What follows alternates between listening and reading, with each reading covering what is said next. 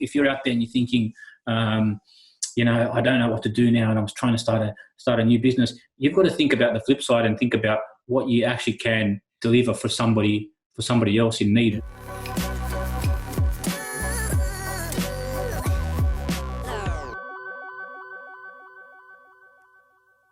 Hey, and welcome to the Tarun Stevenson Leadership Channel, where we're helping you lead, communicate, and grow to your full potential. I'm your host, Tarun Stevenson. Whatever portal you are tuning in on, whether it's YouTube, Facebook, your favorite podcast, or Instagram, make sure you subscribe and follow so you don't miss any of our episodes. Let's get into it. I'm here with Peter Mac from Thinking Man Business Labs, and Peter Mac's become a good friend of mine this year. He's a bit of a mentor and a coach for myself, and I thought it would be really great to get him on today just to talk about some of his specialty, which is how to conduct business effectively online. You know, many of you are hurting right now with the restrictions in your business, and we've got to find ways to pivot and find ways to keep your businesses going, and that's something of a specialty for Peter. You know, he's a coach with the Pat Mesiti team, and he's also got an amazing story of how he transitioned from the corporate world in insurance into running his own online magazine, and now he has multiple streams from online businesses, coaching and consulting. Welcome, Pete.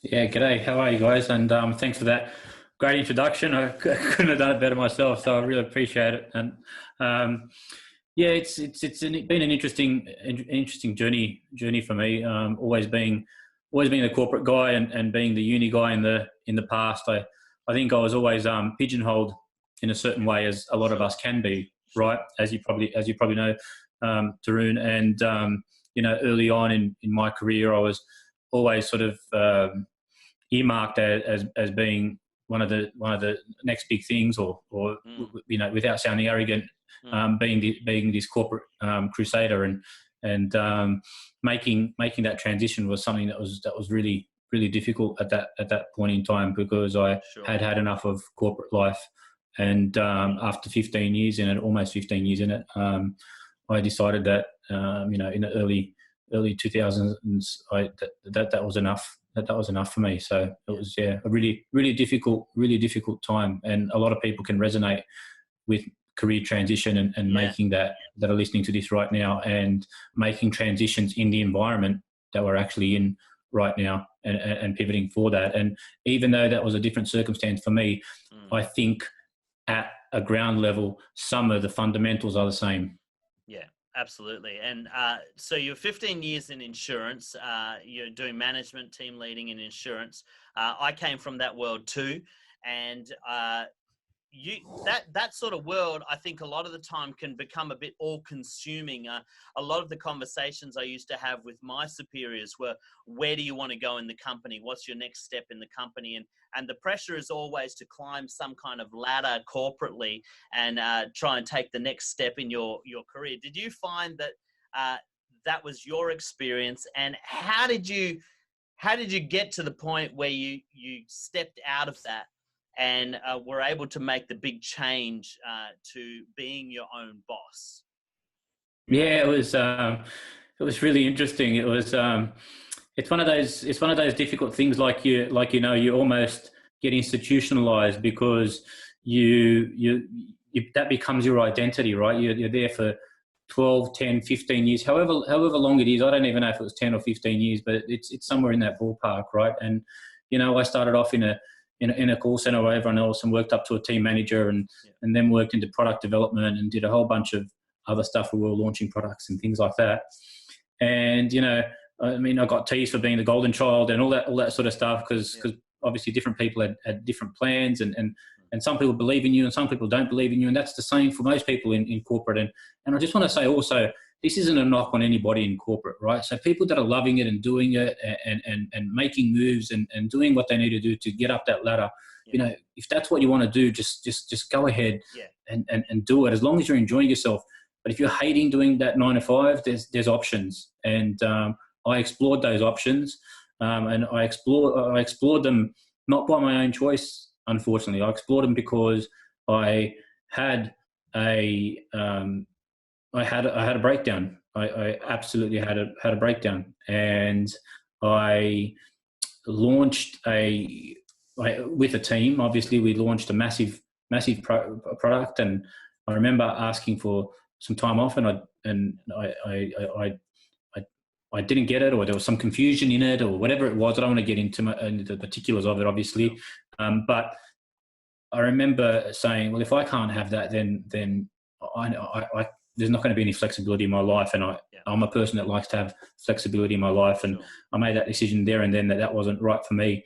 And the next couple of years were really tough. So I went through those stages of depression and the breakdown of what was my identity. People saw me as the insurance guy, as the corporate guy, as the guy that was going to make it.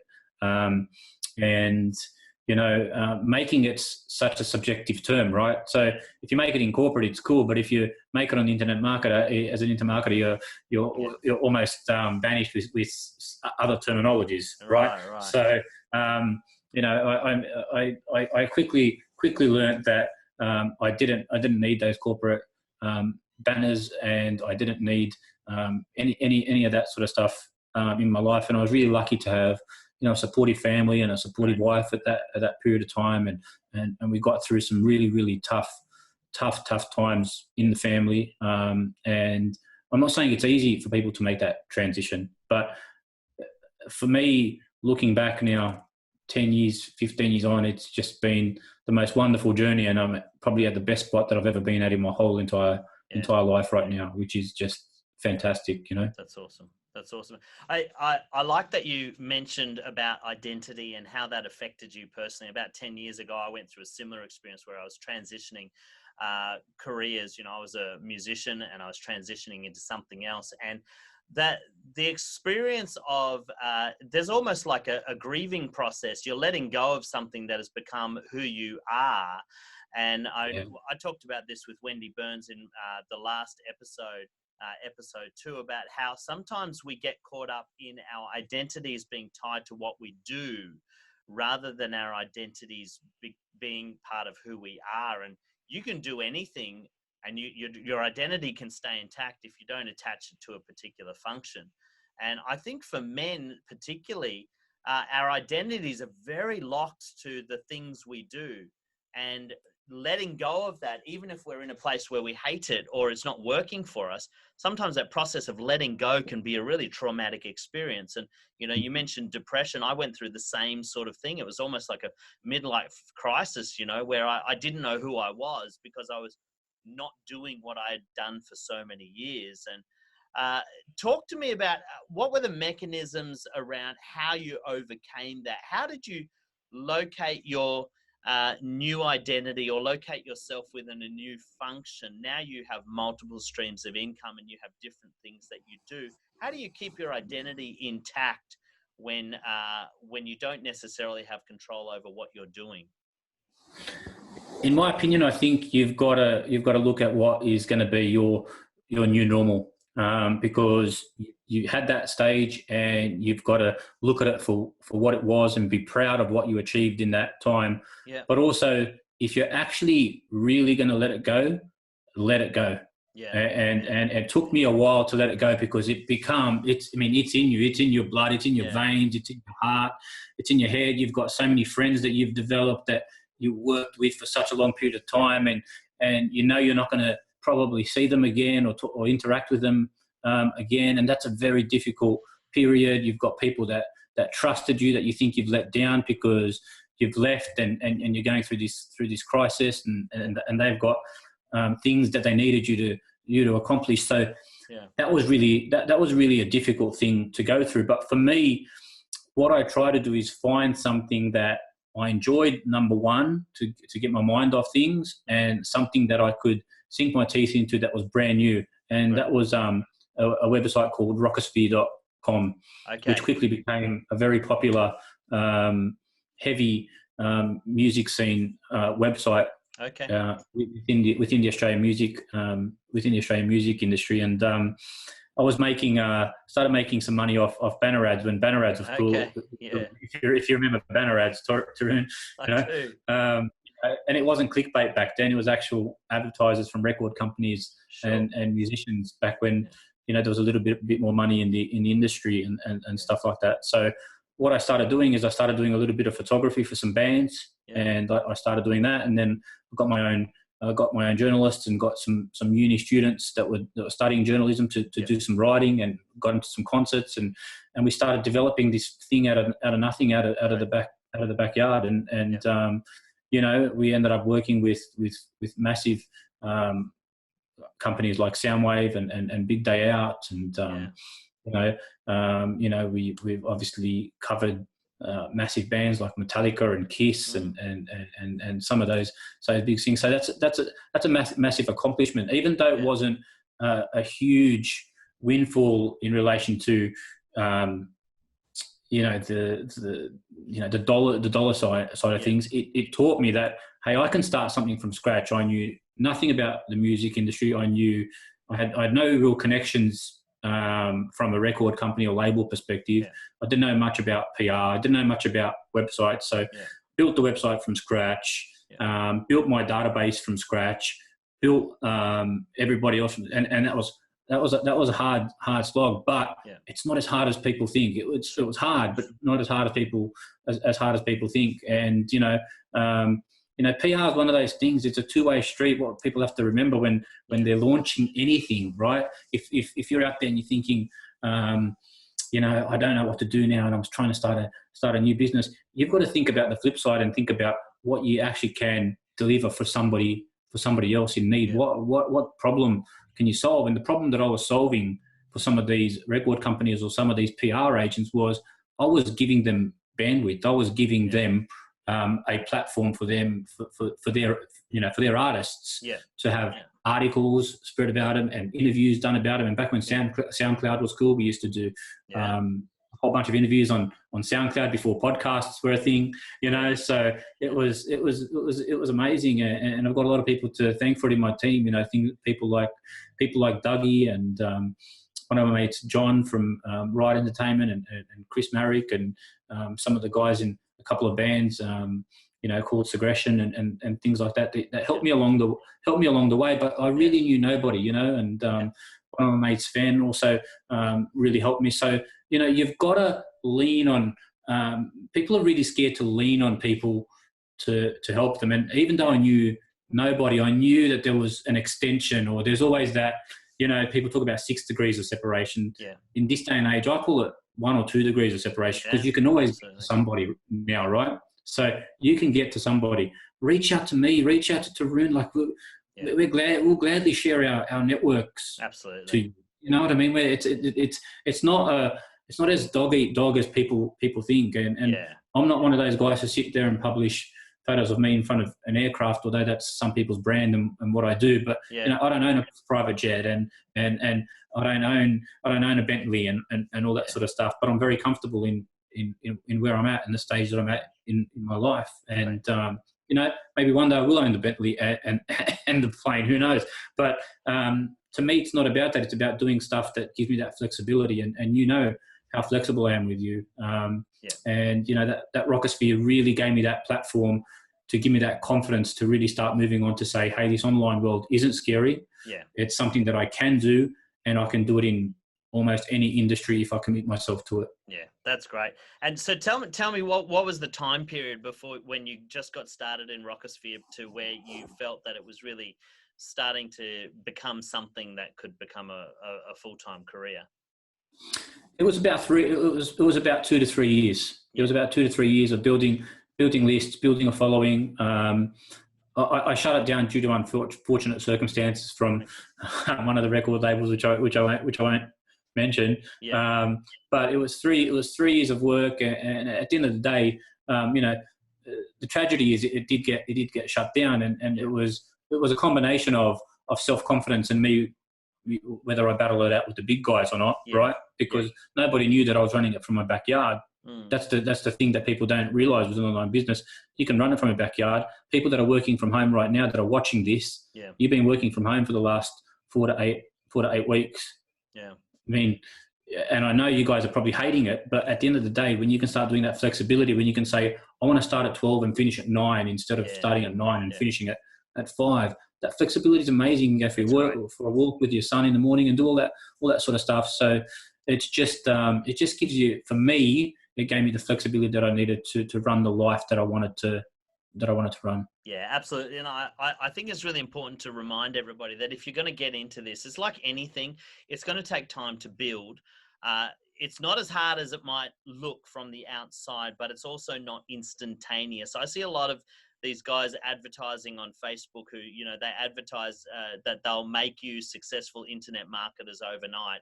And I think yours and my experience would probably show that, okay, yeah, you can do some amazing things online, but you've still got to put in the hard work. There's still a learning curve, and it's still going to take time to actually build your audience and things like that. And so how do you keep the tension between, I mean, I know for me, I struggle with the whole thing. If I'm not getting results straight away, I get diverted by some other things that take my attention.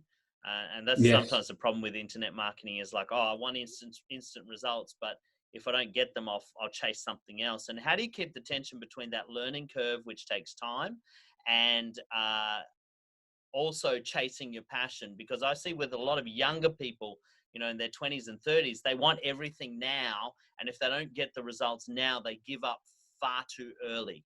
I agree with chasing your passion, but sometimes you got to do stuff you don't like. Sometimes you got to do the hard slog to make it work before it becomes a passion. How do you keep that tension between the two? You have to do stuff you don't like, right? Yeah.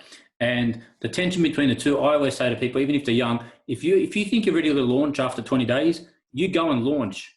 But be ready for the fact that it might not give you the success that you want, but it might, right? Yeah. You know, Pat and Steve, that you know, are doing a wonderful program now that you can subscribe to their YouTube page, which is 30K in 30 days, and that's a program that's gonna work, and it shows you how to do something in 30 days, and it's a wonderful course. They're giving away some content that I just can't believe that they're giving away for free, right, which is amazing, right? And I think that there is there's obviously short tail gains, but you've got to think about this as a career. This is your new life. You're going to commit to this, and this is what you want to do. You want flexibility. You want to be able to go for a drive whenever you want, or you want to be able to go and have lunch whenever you can do that. But you know, in relation to what you're saying, managing between those two things, you can get anxious and want to launch a bit to it. Go launch. Like no one's gonna remember that one webinar from 6 months ago. You just you just keep going at it, right? Yeah. But one thing I will say is just don't destroy your database. Respect your database. Yeah. Respect your database. Whatever you build it. And the biggest thing that you know, I will say is joint ventures. You know, if you know people, or don't be scared. You know, like my son says to me, he does some stuff on YouTube, right? Yeah. Obviously, he's my son, right? Of course. And one of his sayings is, you know, tell your mum, tell your grandma, tell your son, tell your daughter, tell your daughter's father-in-law, tell your father-in-law's cousin, tell your cousin's grandmother. Do you know what I mean? People are embarrassed when they're online to tell people what they do. It's like, what do you do? Yeah. I do a bit of this, and I'm doing some stuff online, and be confident. Yeah. I am an online internet marketer. This is what I do, this is how I make my money. This is who I am. Be confident. Don't be embarrassed about it, because nothing to be embarrassed about. Absolutely. And I've told you the amount of phone calls that I've got over the last 4 weeks. Absolutely. As opposed to beforehand. Before, I was being laughed at as the guy that was the internet guy, right? Now I'm not. Isn't that funny how, you know, that our online marketers and YouTubers and things have been kind of outliers, and it's always been that, well, that's not a real career. Then all of a sudden, everybody wants to get online. You know, in the last 4 weeks, everybody's like, well, how do we do this? We need to get online. You know, I lead in the church, and I've been into online marketing since the wild west days of the internet. 1996, I was marketing my bands and stuff online, you know, and awesome. So I've been obsessed with it for a long time, but it's never been something that most people took seriously. Then all of a sudden in 5 weeks, you know, in my church, it's like, well, how do we go online? You know, businesses and fellow, I've had people ringing me up saying, okay, you seem to be doing all right online. How do we do this? And Yeah. I think it's just one of those things that the resources we have available with the technology that's now is so incredible. And, there's never a good time to start. You've just got to get out there and just do it. And just ask. And the online community, I find, is a lot of people are willing to help you. If you just reach out and say, hey, I'm doing this, would you be willing to help me? This podcast, I just thought, I've been talking about doing a podcast for so long. Now I've got no excuse. I'm at home. Let's just do it. There's a whole bunch of other people that are at home that probably want to talk. So let me see how many people I can get talking and record them, and we'll launch a podcast now. And what's the worst that can happen? You might have some thumbs down. You might have some thumbs down on your YouTube channel. Big That's deal. right. Who cares? I mean, so what, right? Like, so what? And if you're going to be precious about that sort of stuff, like, you just got to get that out of you got to get that out of the head, because a lot of the time, that's it. Those thumbs down are either jealousy or people that haven't done it before and don't know. This is it. And the internet's full of people who've got nothing better to do than to be critical. And you have to learn I had learned a long time ago. I don't take any notice of people that are, just jump online to bag out what I'm doing. I mean, it's constant. There's always people out there. You just do what you do. And is this podcast going to work? I don't know, but heck, I'll give it a go. And, and who knows what might happen. So I think that's good advice, Pete. Is just get out there, be confident, have a go. And don't be afraid to reach out to people who are in your circle. Pete's one of my mentors. I've, reached out to different colleagues who I've met in the industry. Okay, I might not be able to interview Grant Cardone tomorrow, but I can still get a lot of wealth and of knowledge and a lot of wisdom from the people in my circle. And so that's where you can start. Start with people and people who are in your circle, and just go for it. So, Pete, and if you don't have a circle, sorry to interrupt, but if you don't have a circle, find a good one. Listen to the podcast like Tarun has, and ask us if there's anyone that can help. Ask me. Get in touch with me. I'll say, Pat's the right guy. Steve's the right guy.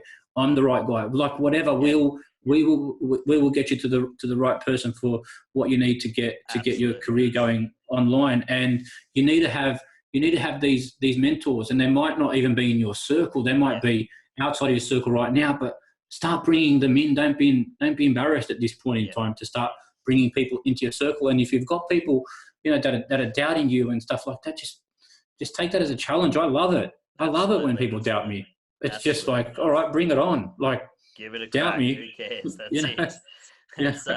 Bring it on. I mean, it's like when I used to present on stage, and I mean, still do, but I used to present with a hat on, and everyone used to know me as the guy with the hat on stage, and I'm like, well, that's who I am. That's who I am. I dress comfortably. I am who I am. I'm not going to always be the guy with the three-piece suit on, but that works for other people. It's all good. It's whatever works for you, right? So nothing's perfect. So find the mentor that's right for you. And it's one of the great things that obviously once again Pat does in his programs. He aligns coaches with the right people, which is why I think you and I have got along so well and work so well together. It's been great. It's been good, and that's really good advice. Is if you don't have a circle of influence, then just reach out to people who you admire, who you look up to. Now, not everyone's going to reply to you, but heck, the more people you contact, the more likely you are to get into, that conversation with somebody that you click with. And I mean, here's two people right here, Pete and myself. Put a comment, send us a message. We're happy to talk. Here's a little secret, and Pete, tell me if you agree with this, is people who are coaches and speakers, they derive joy and pleasure from sharing their wisdom and knowledge with other people. And one of the things of this time of restriction is we have limited audience, and so we want to talk to people. So reach out to coaches, because coaches are looking for audiences, because their seminars have been shut down, their workshops have been shut down, and so they want to talk to people. Just go and find your favorite coach online and just reach out to them, send them a message, and you never 100% know what could come. 100%, and do that. And we're stuck to our computers.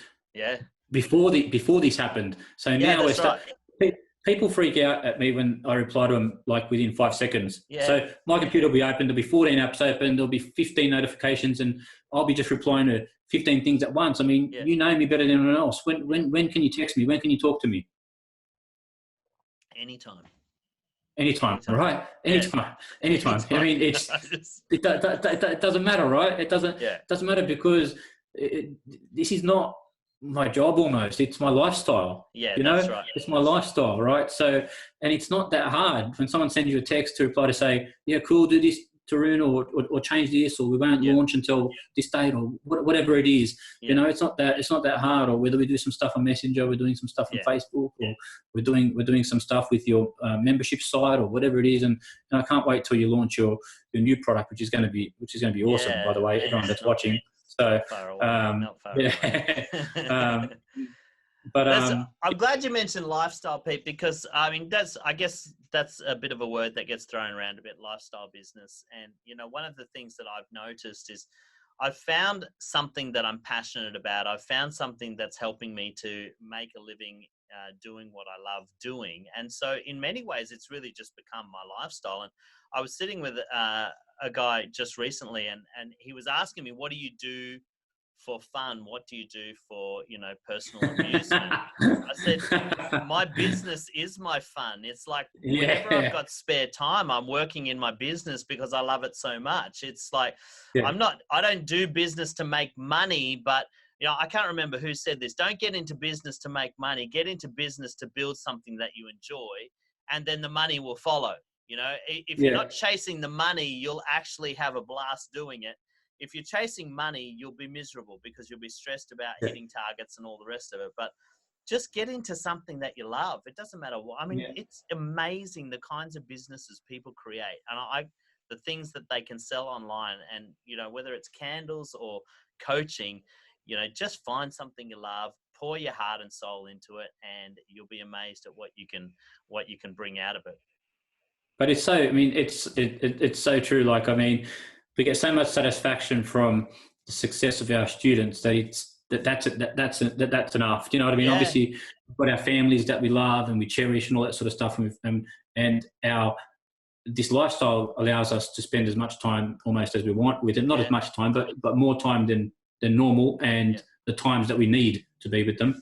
But also the reactions and the feedback that we get from our clients, it's so important. I mean, I had a UK client who just launched on April the 1st, and you know, when I got his you know, testimonial back, which, you know, I don't want to mention names and stuff like that because he's a real shy sort of guy, but he launched in a niche that you would never ever believe would make money. Yeah. So people sit there and think, I can't make money with what I'm doing. It's a niche. This is a niche that you would never think would make money. And can you tell us what that is, Pete? I know who you're talking about, but are you allowed to tell us what niche that was? It was sign writing. Yeah. That just blew me away. When you told me that, this guy launched in sign writing and just blew up, didn't he? Yeah, he made over 30 grand Aussie in 48 hours. That's crazy. From a list of just over 300. A list of 300 people launched into a niche that I didn't even know sign writing was still a thing. You know, everything's computer cut vinyl stickers now, and the whole art of sign writing is gone by the wayside. And yet this guy's launched in a niche that's almost non-existent with a list of 300, and he's blown up. There are people out there that care about what you care about. That's what I feel. Not everybody will care about what you care about, but somebody will. And if you can find those people and you can market to them, it's amazing what you can achieve. So that's probably a good place to talk about. What about the business owners that are sitting there thinking right now, well, I'm a bricks and mortar business. You know, I'm a fish and chip shop. How on earth do you take a fish and chip shop online? How do we use online for those businesses that maybe are not traditionally seen as online businesses? And how can you leverage online to actually make your bricks and mortar business more successful? So without being able to give, say, a fish and chip shop a consultation and finding out what their individual needs are, you know, I'd start finding out stuff like, how long you've been in business. Yeah. What do you actually know about business? Because you've been in business 30 years. You're not just a fish and chip owner. Yeah. You're a guy that's run a business for 30 years successfully, Yeah. being able to pay the rent, being able to pay your staff, being able to do whatever you've got to do. You're not just a fish and chip owner. You're actually a businessman that's got a lot of people, that's got a lot of stuff to give to people. Yeah. And they don't look at themselves that way. That's right. When I have more confidence than my clients have in themselves, my job is to give them that confidence that I have inside me to them, so they can actually see themselves for what value that they're actually worth. And going back to the client with the sign writing, that was through one of Pat's programs. So I don't want to take the full credit for them, because they followed a system, and they follow the same system that obviously I'm teaching you, and I can't take full credit or any sort of that. They followed a system. It's really important to have a system in place. There's obviously things that you must negotiate for each person and each personality, and like I've spoken to you, be yourself and make sure you're not trying to fake it, because people can see when you're not being real. And I'm very big on that. But back to the fish and chip owner, there's so much that he's got to give: how to manage staff, how to manage difficult staff, how to manage staff of different ages, how to manage rent, how to manage a P&L. What about how to cook good fish and chips? That's right. That's exactly right. I think we underestimate. People get online to learn stuff, and I saw this one guy. He's owned a pool business, so installing in-ground pools, and his pools are like $30,000, $40,000, $50,000 pools. Not something you sell online. But the way he leveraged online was he started writing blog articles of how to choose the right pool, how to clean your pool, how to pick the right chemicals, all the stuff all the DIYers out there that want to try and do it themselves, they go looking for articles like that. And all he did was give advice. And then at the end, if you need help to do this, we can help you.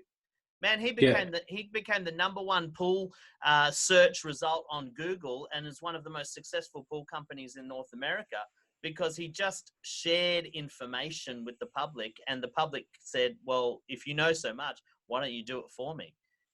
Teach people how to make good fish and chips. One day they'll come and try your fish and chips. That's exactly right.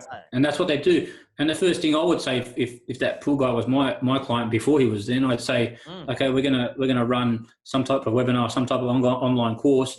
Where you teach people how to save them $20,000 on building their first pool at home. Okay. I don't want to do that. I just want it done. I'm not worried about the money. And you'll find a lot of people like that, right? That don't want to do it. Can you just do it for me, because you're the expert? Yeah, that's right. If I want to do it myself and do it as an owner builder sort of thing, cool. I'll watch your course and I'll pay you $997 or your $497 to save that $20,000. And that's the list. How to save $20,000 in building your own pool, because we know it can cost up to $80,000 or $100,000 to build an in-ground pool. So there's a course right there. Anyone listening that runs a pool business and that's struggling, there you go. Sell a course. That's right. Sell a course. Yeah. That's right. Yeah. That's fantastic, Pete. So what about the whole? Obviously, you've mentioned systems. You've mentioned having somebody to mentor you and coach you. What are some of the other aspects that you would recommend getting into any business, really? But we're talking about online business today. So having a system to follow, having a coach. Are there any other aspects that you think are really important, regardless of what business you're in? I'd say practicing and be good at what you do. And when I talk about be good at what you do, be good at what you want to do. And be smart enough to know the stuff that you're not good at, and outsource that stuff. Good. And you can find good outsourcers for that, right? So we've got a lot of connection in relation to outsourcing. But the thing is, if you're not good at something, you're confident in it, don't spend 17 hours building a lead page, because not a good. You just don't want to waste your time on that. You want to spend your time on, if you're good at marketing, or if you're good at Facebook ads, or if you're really good at copywriting, get really good. I mean, if you can get good at one thing, get good at bloody copywriting, because that's where the money is, right? Absolutely.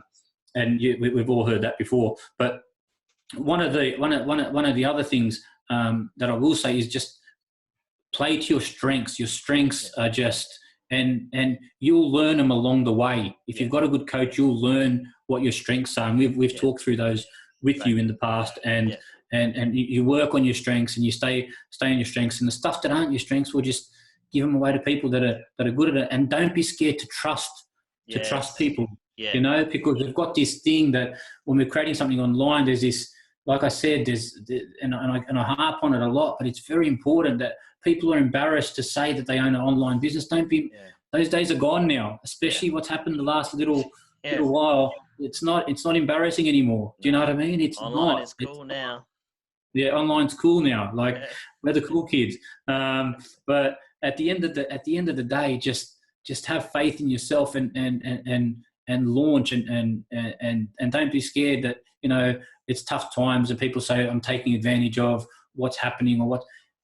You're never taking advantage of a situation if you're helping people. Yeah. If you're not helping people, then that's a different story, right? Good. If you're not helping people and you're actually price gouging and doing a whole bunch of stuff like that, Yeah. I don't want you as my client, and I don't want you involved with me, right? Sure. I don't want you in my circle. But if you're doing something that, you know, someone's investing $297, $497, $997, $2,997, 20 grand, whatever it is, but at the end of that outcome, they're going to get something better. Yeah. Then we want you as part of our we want you as part of our group. Great. Does that make sense? Yeah, totally. So I'm hearing you need a mentor, you need a coach of some sort, you need a system or a plan to follow. Find a way to help people. That's really important. I want to emphasize that is whatever you're doing, if you come from the angle of helping other people, you'll actually do much better in business than trying to always get for yourself. If you're running a business and just saying to people, you know, give me your money, people, you're not going to win anything. But if you just go out with an attitude of helping others, people will pay for your services because they'll see you as somebody that adds value to their life. That's really good. Cool. And do what you're good at and build a team. I think those are really important things that you mentioned, Pete, that it's okay to let go of stuff. And that's something I've had to learn. I've had to let go of certain things that I can no longer do. My business has grown to the place where it's too hard for me to be the web designer and the video editor and the, you know, doing the graphics. It's too hard for me to do everything now. I haven't got the time in the day. And quite frankly, I'm not that good at it. So I've had to employ people. I've had to bring in either virtual team members from overseas, or I've even employed my son who's really good at video editing. And so you've got to learn to build a team around what you do. And what I've found is that as I've built my team, I've actually become more effective at the things that I'm really good at. And, I mean, yeah, it's just like the stuff that we've done with Pat. We've built the membership site for you. We've done all that sort of stuff that you don't have to worry about. You just wake up, this is done, and then you're just doing the tweaking. One bit of advice I will give to people is, just because you're not going to be doing something, know enough about what you're doing so that when you do start giving that process to somebody else, know that you're not getting ripped, right? Because it's, you know enough to know that you're not getting ripped. Like, just keep that in your mind, guys. Like, learn enough about what it is. You know, it might take you an hour, it might take you 2 hours, whatever it is. Learn enough to know how much it costs, how long the time takes. Because if you're getting a quote from the Philippines and it says it takes 8 hours to put together a broadcast email, you know that's a load of crap. It's going to take an hour and a half or 2 hours, so I'm only paying for 2 hours. Right? Learn those things. It's very important. That's good. You've got to understand. You don't have to be an expert at it, but you've got to understand what you're paying other people, so you at least can have. Well, sometimes you've got to train people, and sometimes it's like you say, not getting ripped off. I remember when I was a young musician in my 20s, I would approach these managers because I thought that if I got a manager, my career would grow. And a lot of managers would say to me, "Go away and manage yourself for 5 years, then come back and talk to us." And it used to really frustrate me. I think, you know, I just need a manager. But I see in hindsight what they were telling me to do is learn the industry for myself so that I wouldn't get ripped off, you know. And I'm glad that I went through that process, because a lot of the stuff I learned about managing myself as a musician now translates to managing my own business. And so, learn the skills that you need. Learn to build a lead page, even if you're not good at it. Learn to write an email or write a landing page copy. But you don't have to be the one that does it all the time, but at least become knowledgeable enough that you don't get ripped off in the process. So that's good advice, Pete. Thank you. It's 100% true, and it's one of those things like you were talking about. You said you wanted to have a good manager, and in retrospect, you're looking back now and you're saying, I should have learned more from that. And we've all had that. You know, in the last 10 years, I have gone back a couple of times into corporate, and I haven't lasted long. I had a dream job. I think I've told you in the past, where I worked for one of Australia's richest men, and I lasted 6 weeks because it was just not the environment. Not that it was bad, and not that I'm having a go at them. It was perfect for them, but it just wasn't for me. And everyone told me I was crazy for leaving. But money is a means to an end, and if you're not happy doing it, you're not going to be able to produce the results. So now I'm producing the result. Now I'm starting to produce the results with the different people that I'm working with, and the different. I myself, as a mentor, have about 6 or 7 mentors that I still talk to all the time. Yeah, that's good. That's really. Do you know what I mean? So everybody who thinks that they're watching this guy online saying that they've all got people that they reach out to and networks they reach out to. So you know, you never stop learning. I think it was Michelangelo that said it at 87. He said, "You never stop learning," and it was 87 when he said that, right? There you go. And I'm the same. So you've just got to keep learning, keep practicing, keep doing things, and you know, I just started doing some work this week with some gyms, with some mortgage brokers who are really struggling in these sort of times. Yeah.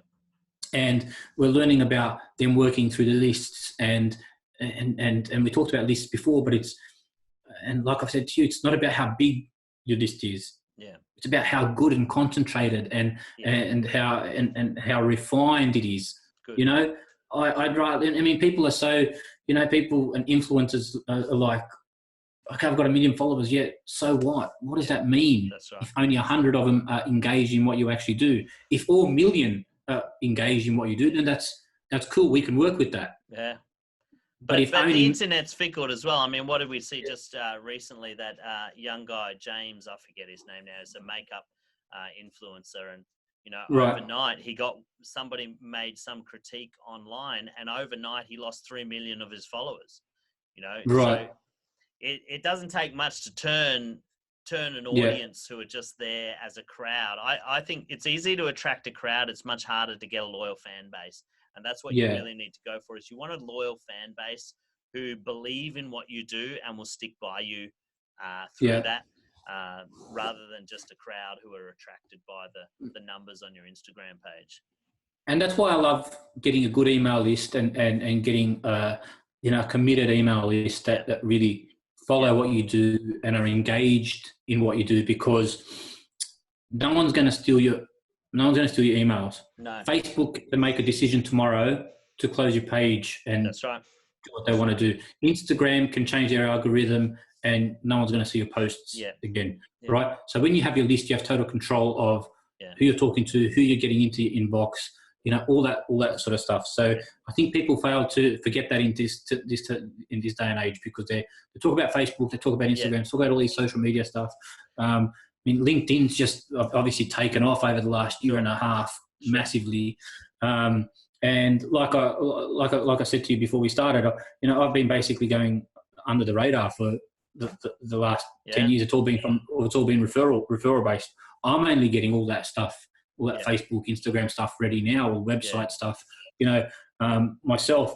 But it's one of those things that I've had enough to keep everything going just by word of mouth. And you know, it's really funny as an internet marketer, word of mouth, like you don't put 2 and 2 together, but you do. You just take one business to tell another one, and there's a lead. And as somebody that's doing Skype sessions 6 or 7 or 8 or 10 a day, you know, you just think to yourself, you think, okay, I get one more, I'm full. I'm already full, right? So, you know, you want to give people flexibility of when they can see you, and flexibility of when you can see your students, and all that sort of stuff. So you've got to be careful how many you take on, and it's not just about the dollar signs, you know. You've got to build value, don't you? And I think email lists and word of mouth are still very, very powerful. I saw a great example of this with my own business recently, where I run workshops, live workshops, and on average, I'll probably have, like, they're small coaching groups, and so there'll be like 10 to 15 people in a workshop. Well, just before all the lockdown happened, I did a massive tour of Australia, 18 workshops, and my Brisbane workshop, for whatever reason, just blew up. I had to change venues. I couldn't fit everybody in.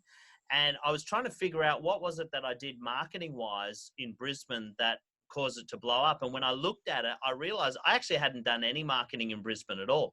I'd done very, very little. I'd spent most of my marketing in other states where I'm not as well known. But the thing with Brisbane is I've been working in the Brisbane market for 3 years, and all of it was word of mouth. People were turning up saying, hey, our friend told us about this workshop. We came because we saw you on Facebook and we've been following you for the last 2 years. You know, don't underestimate that sometimes people take time, and it takes time to build your credibility.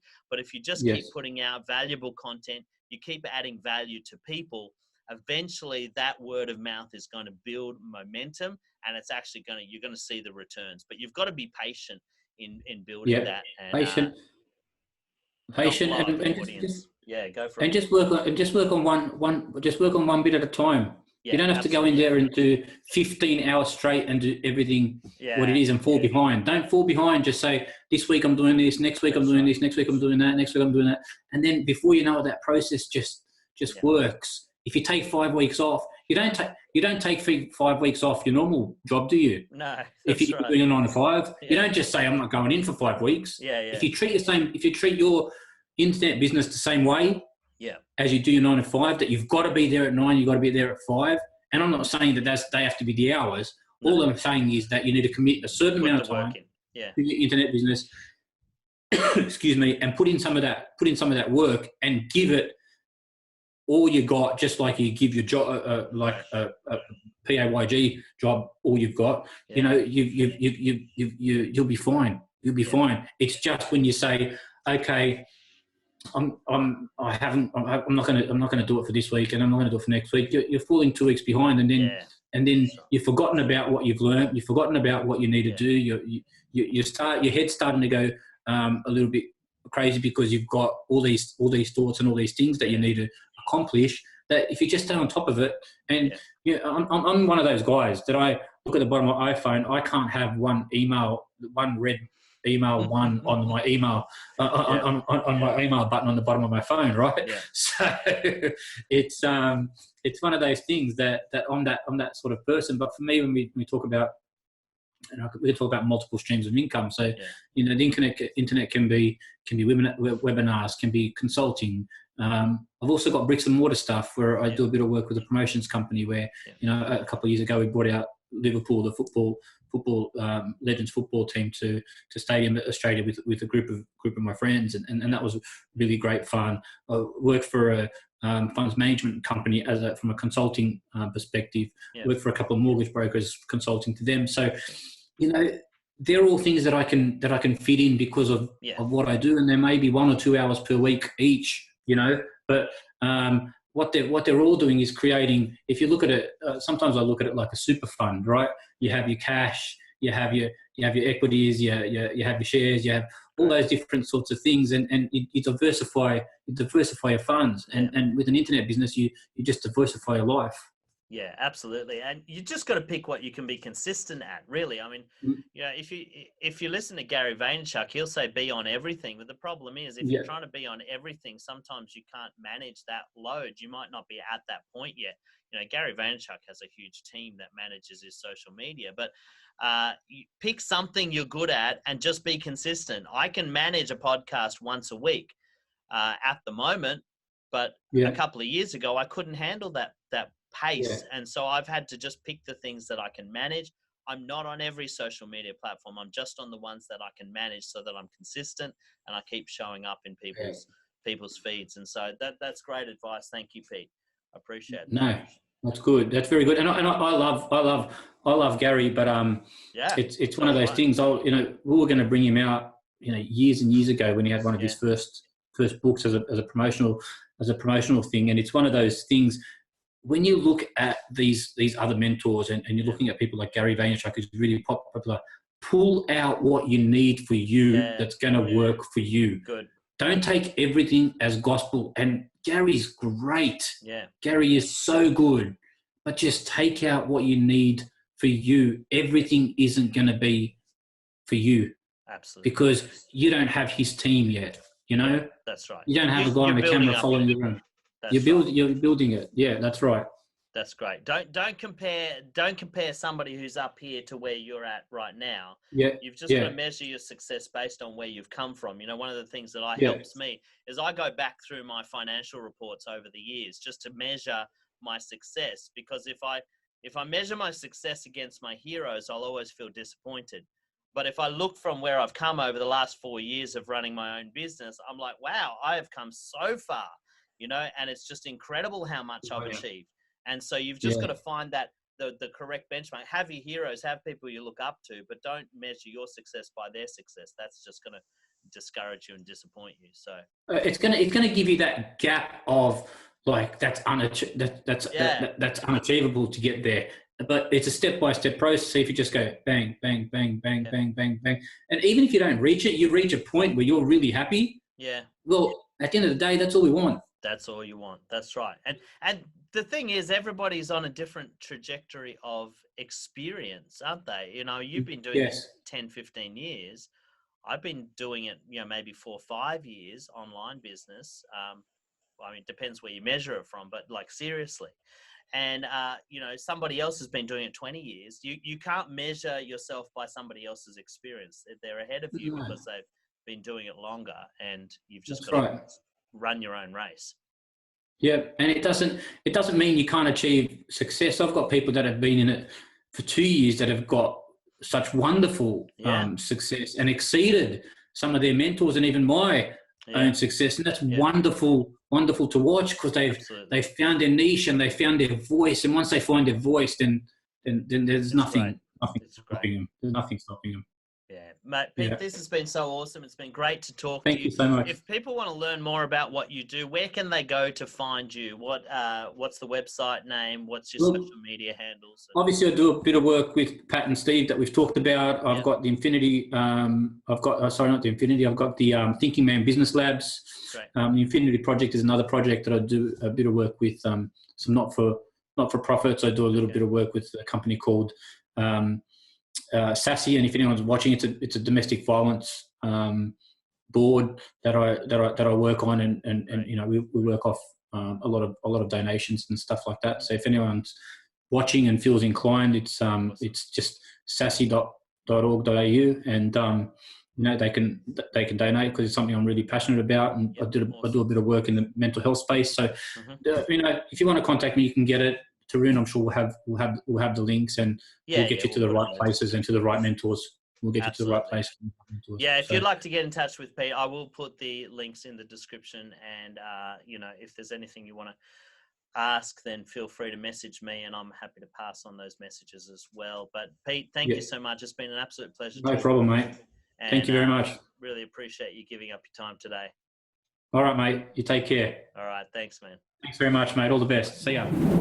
Thanks so much for tuning in. I hope you got a ton of value out of that. Don't forget to like, comment, and share with somebody who you think will benefit. And make sure you check the description for the free resources that I want to send your way to help you in your growth journey. Until next time, I'm Tarun Stevenson, helping you lead, communicate, and grow to your full potential.